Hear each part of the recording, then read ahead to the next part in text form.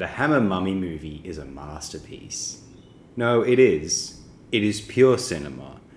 If you're willing to look past the goofy concept of the walking reanimated mummy and the silly Egyptology, soft exploitation which goes into films of this mold, you'll find a dynamic, filmic, even vaguely Greco-Roman triumph about powerful emotions crossing centuries, sinister secrets which so defy the empiricism of the developed West as to be rendered invisible until it is far too late, and the sheer strength of non-verbal emotions in how the ordered, sentence-forming mind must maneuver to protect a certain subject from the wrath of the emotionally enforced. Perhaps it wouldn't be too controversial to heap such high praise upon other Hammer films, or certainly other Hammer films directed by the wholly legendary Terence Fisher, although some might sooner accept or dismiss The Mummy.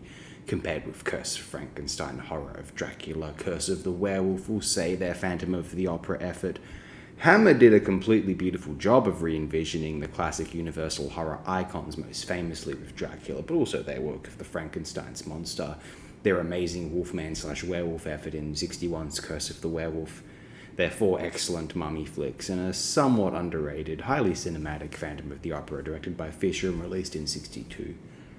A part of me longs for a hypothetical Hammer take on the Invisible Man or the creature from the Black Lagoon, although I suspect the results may not have been very ideal in either case. Firstly, the original Invisible Man, despite being directed by the magnificent James Whale, is a rather weak film in my opinion. I've never been greatly impressed by it. And a Hammer creature from the Black Lagoon, somehow I don't think he'd work as well in colour. It is something of an odd miracle that the 54 film by Jack Arnold is as beautifully executed as it is, 95%-ish of the time. And the radiant photography helps immensely in that regard. A colour creature from the Black Lagoon, without the expressionistic, graceful qualities of that original, somehow I don't think Hammer or anyone could have pulled that off with colour cinematography.